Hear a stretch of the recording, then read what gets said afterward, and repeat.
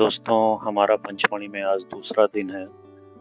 कल रात हम इस होटल मंजूश्री में रुके थे और ये बिल्कुल भी रिकमेंडेड होटल नहीं है। और आज हमें सुबह उठकर हम लोगों ने यहाँ नाश्ता किया, जो बहुत ही अच्छा यहाँ पे नाश्ता मिलता है। यहाँ का छोला मटर काफ़ी ज़्यादा टेस्टी होता है। और आज हमें सुबह बाइसन लॉज जाना था, उसके बाद बी फॉल जाना है, फिर रीचगढ़ जाना है। तो यहाँ से हम लोगों ने ब्रेकफास्ट करके अपने जर्नी की शुरुआत की।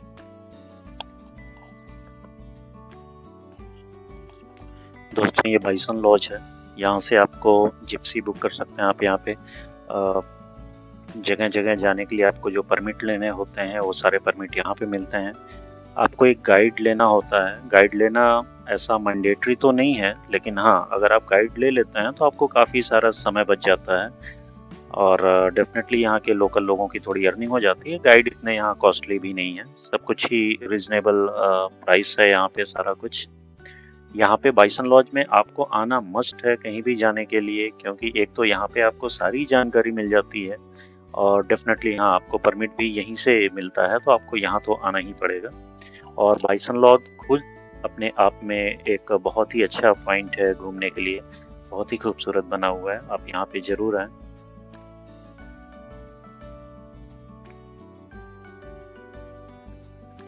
बाइसन लॉज में ही दोस्तों ये एक सोवेनियर शॉप है, जहाँ आपको जैकेट्स, टी शर्ट्स, की चेन्स और बहुत सारी ऐसी चीज़ें मिल सकती हैं जो आप यहाँ से लेकर जा सकते हैं एज अ गिफ्ट और अपने इस्तेमाल के लिए भी ले सकते हैं। यहाँ पे मिलने वाली जैकेट्स और कैप्स काफ़ी अच्छी क्वालिटी की हैं और सभी।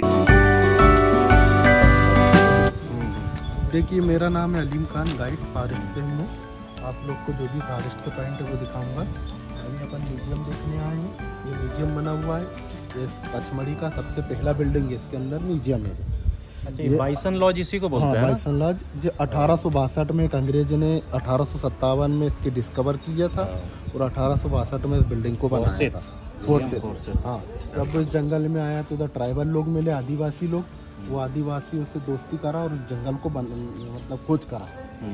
और जब जंगल का क्लाइमेट देखा तो अपने रहने के लिए इस बिल्डिंग को बनाया। इस बिल्डिंग का नाम है बाइसन लॉज। बाइसन में होता है जंगली भैंसा, ये गाय और भैंस की प्रजाति का होता है।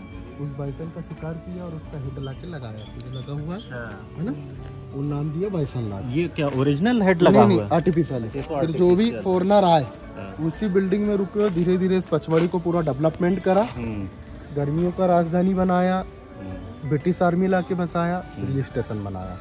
उनके जाने के बाद ये सब PWD विभाग में चले गया था। मगर ये पहला रिजर्व फॉरेस्ट घोषित हुआ जी पचमढ़ी का जंगल। वन विभाग की भी यहीं से शुरुआत हुई है 1971 में, 1971 में। हाँ, पहला रिजर्व फॉरेस्ट घोषित हुआ। 1981 में फिर इसको बना दिया म्यूजियम, फॉरेस्ट का केंद्र, मुख्यालय। तो उसके अंदर है अभी म्यूजियम। आप जो भी एनिमल्स के स्टेचू वगैरह देखेंगे उसके अंदर पाए जाते हैं। उसको देख कर आना है। अपने पास टाइम कम है, में टाइम लगेगा पैदल आना जाना, तो ये देख कर 10 मिनट में और डायरेक्ट अपन बीफाल चल रहे हैं ना। दोस्तों, बाइसन लॉज में बना हुआ ये म्यूजियम आप लोगों को बिल्कुल भी मिस नहीं करना चाहिए। यहाँ पे सतपुड़ा रिजर्व फॉरेस्ट में मिलने वाले काफ़ी सारे जानवरों की, पक्षियों की, पेड़ पौधों की और यहाँ की जनजातियों के बारे में काफ़ी सारी जानकारी यहाँ पे मिलती है।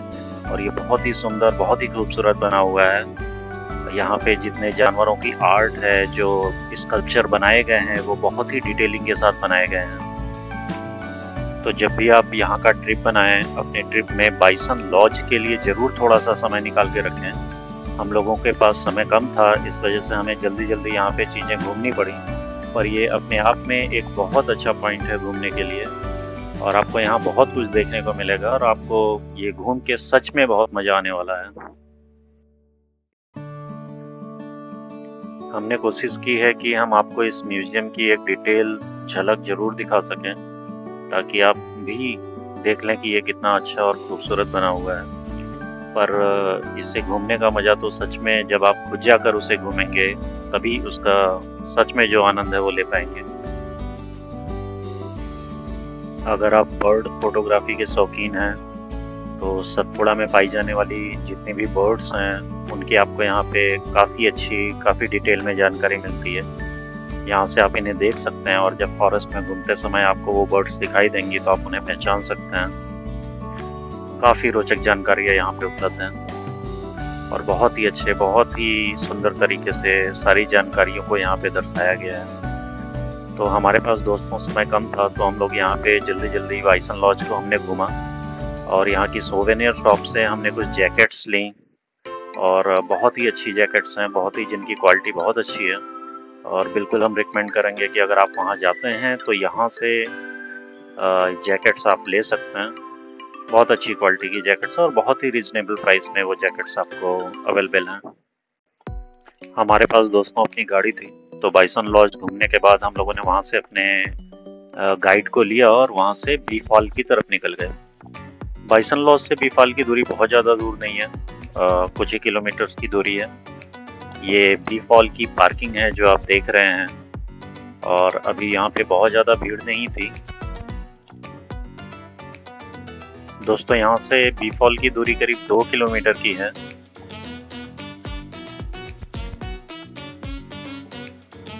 यहाँ दोस्तों ये जो सामने रास्ता देख रहे हैं जहाँ से ये जिप्सी आ रही है, अगर आप जिप्सी से यहाँ आते हैं तो इसी रास्ते से आप आगे जाएंगे बी फॉल में।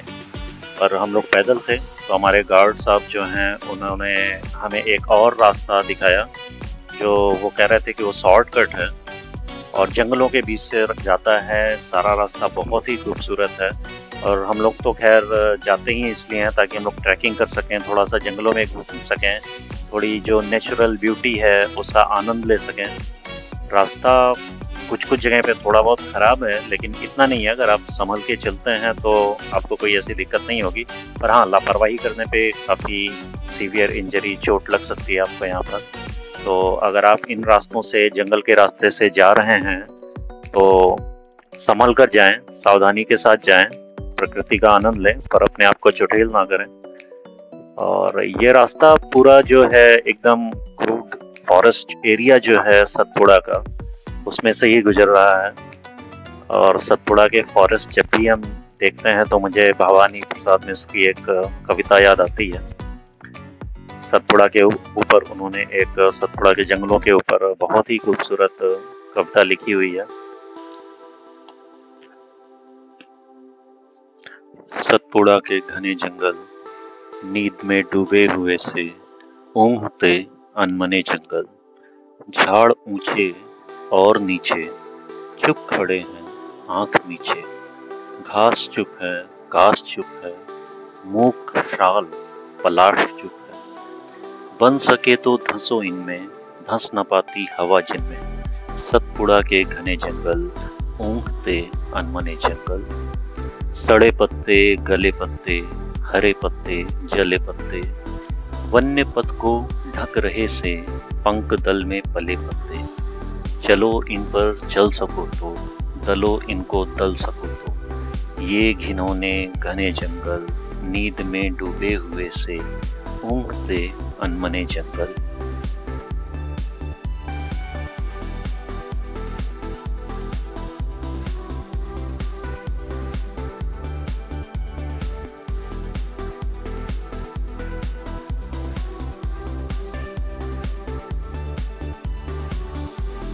तो ये रास्ते जो है लगेगा कि ये जैकेट मिलती काफी दुर्गम रास्ते,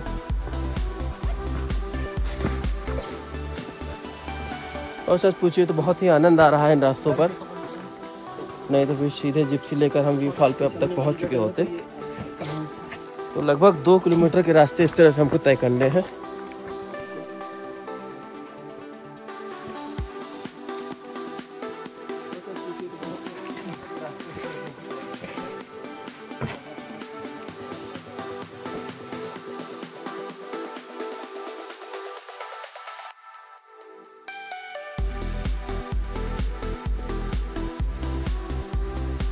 अटपटी उलझी लताएं डालियों को खींच खाएं, पैर को जकड़ें अचानक, प्राण को कसलें कपाएं, सांप सी काली लताएं, बला की पाली लताएं, लताओं के बने जंगल, नींद में डूबे हुए से ऊँघते अनमने जंगल। मकड़ियों के जाल मुँह पर और सर के बाल मुँह पर, मच्छरों के दंस वाले दाग काले लाल मुँह पर।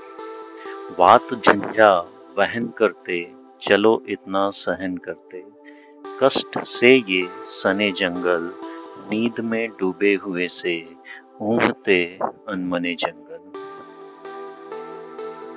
दोस्तों, इस रास्ते पर चलते हुए हमें लगातार पानी के बहने की आवाज़ आ रही थी। यहाँ आप सीढ़ियों पर देख सकते हैं, वहाँ भी पानी बह रहा था। बगल में ये पानी के सोते थे। ये सारा पहाड़ों का, जो जंगलों का पानी है, वो आता है पहाड़ों से रिस रिस कर, मिट्टी से छन कर, और बहुत ही साफ पानी होता है। यहाँ पे पानी का एक सोता भी था, जिसमें से हम लोगों ने पानी पिया, और सच मानिए दोस्तों, इसका टेस्ट किसी भी आरओ से, किसी भी मिनरल वाटर से, किसी भी पैक बॉटल से बहुत ही ज़्यादा साफ और बहुत ही टेस्टी पानी था। ये प्रकृति की खूबसूरती है। प्रकृति हमें सारा कुछ देती है और फ्री में देती है, पर फिर भी हम इसकी कदर नहीं कर पाते। दोस्तों, यहाँ से आगे जाने पे हम उस रास्ते पे पहुँच जाते हैं जहाँ पे कि वो जिप्सी से आने वाला रास्ता यहीं पर आकर मिलता है, और फिर हम उसी रास्ते पे आगे बढ़ते हैं। यहाँ पे आप देख सकते हैं, यहाँ पे आरसीसी की रोड बनी हुई है, और इस रास्ते से फिर हम आगे जाते हैं बीफाल की तरफ। इस रास्ते पर हमें जिप्सियाँ भी दिखाई देना शुरू हो जाती हैं। ये रास्ता भी बहुत ही खूबसूरत है, और अगर आप बारिश के मौसम में आते हैं तो इस रास्ते पे ट्रैकिंग करना डेफिनेटली आपको बहुत ही ज़्यादा मज़ा देने वाला है।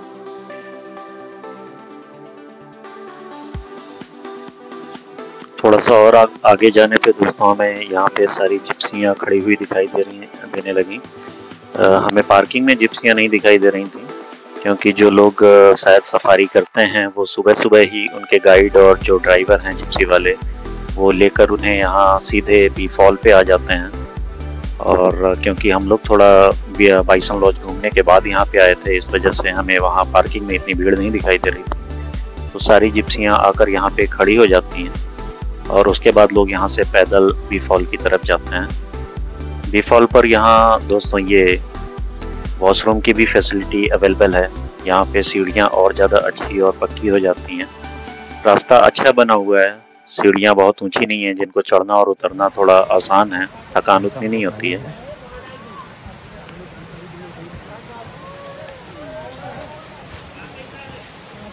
देखिए, अभी अपन जो वाटरफॉल आए इसको बीफाल कहा जाता है।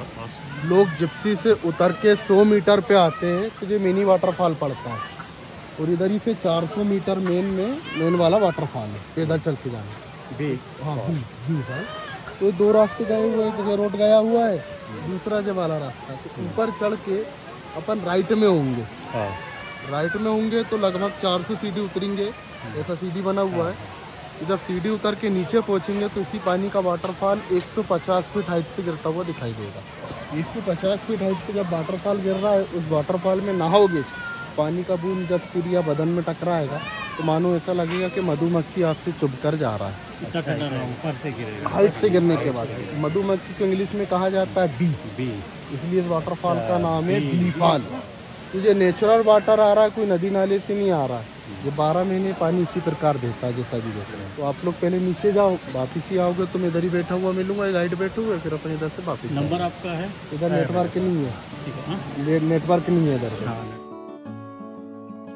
दोस्तों, हमारे गाइड हलीम खान हमें आगे के दिशा निर्देश दे के वहीं पे रुक गए, और हम लोग आगे चल पड़े बीफाल की तरफ। बहुत ही अच्छा पिकनिक स्पॉट है ये, खूबसूरत है। आप देख सकते हैं बच्चे, बड़े, बूढ़े, नौजवान सभी यहाँ बैठ के अपना आनंद ले रहे हैं प्रकृति की गोद में। बहुत ही खूबसूरत हिल स्टेशन है ये मध्य प्रदेश का, और मध्य प्रदेश का इकलौता हिल स्टेशन है सतपुड़ा के जंगलों में बसा हुआ। सतपुड़ा के जंगल इसे 7 अपनी ऊंची पहाड़ियों के नाम पे इसे नाम मिला है, सतपुड़ा। दोस्तों, यहाँ ऊपर जाने के बाद रास्ता आगे जाके नीचे की तरफ कटता है। जो सीधे बी फॉल पे जाता है। करीब 300-400 सीढ़ियाँ बनी हुई हैं और काफ़ी अच्छी सीढ़ियाँ बनी हुई हैं।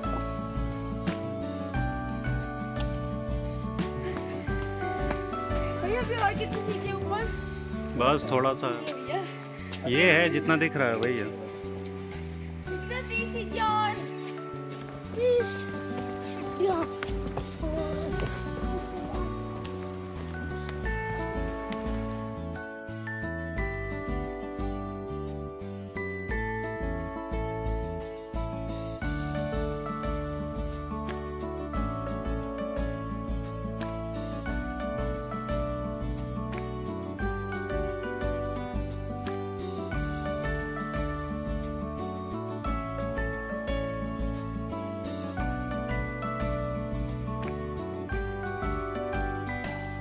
तो दोस्तों यही है वो 150 मीटर ऊंचा बी फॉल। बहुत सारे लोग यहाँ पे नीचे मस्ती कर रहे थे, नहा रहे थे। बहुत ही खूबसूरत फॉल है और बहुत ही एकदम क्रिस्टल क्लियर पानी है इसका।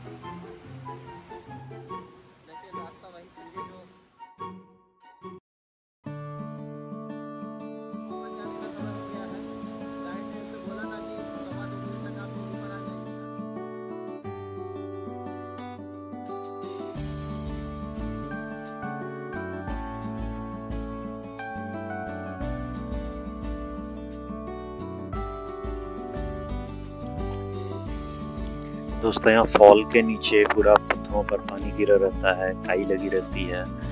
तो यहाँ पे जब भी चलें थोड़ा संभल कर चलें, या तो स्पोर्ट्स शूज पहन लें और या तो सॉक्स पहन लें। सॉक्स पहनने पे पैर उतने नहीं फिसलते हैं जितना कि नंगे पैर फिसलते हैं। तो संभल के चलें और एंजॉय करें। बहुत ज़्यादा झरने के करीब ना जाएं, बच्चों को तो ना जाने दें।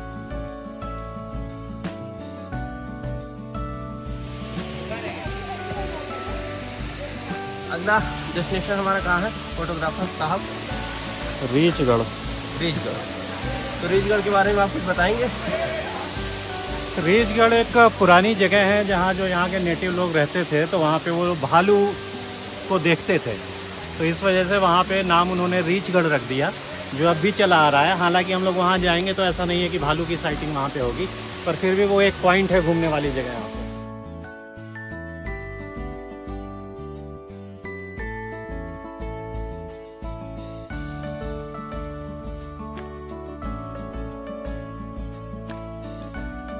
दोस्तों हम लोग बी फॉल घूमने के बाद वापस चल दिए, क्योंकि अभी भी हमें और भी डेस्टिनेशन थे जो कवर करने थे। तो यहाँ से हम लोग जाने वाले हैं रीचगढ़, और आपको अगले वीडियो में हम दिखाएंगे कि रीचगढ़ कैसा है। रीचगढ़ की गुफाएं हैं, काफ़ी अच्छी गुफाएं हैं वहाँ पे, देखने और घूमने लायक है।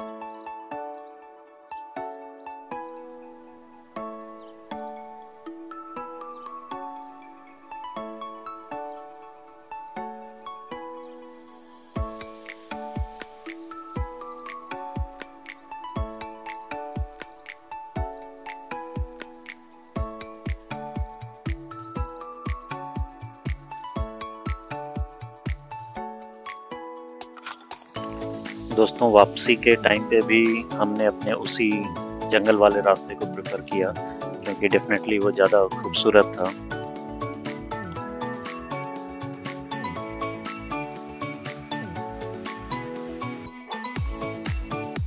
वापसी के रास्ते को भी हम एंजॉय कर रहे हैं। अजगरों से भरे जंगल, अगम गति से परे जंगल, साथ साथ पहाड़ वाले, बड़े छोटे झाड़ वाले, शेर वाले, बाघ वाले, गरज और दहाड़ वाले, कंप से कनकने जंगल, नींद में डूबे हुए से ऊँघते अनमने जंगल।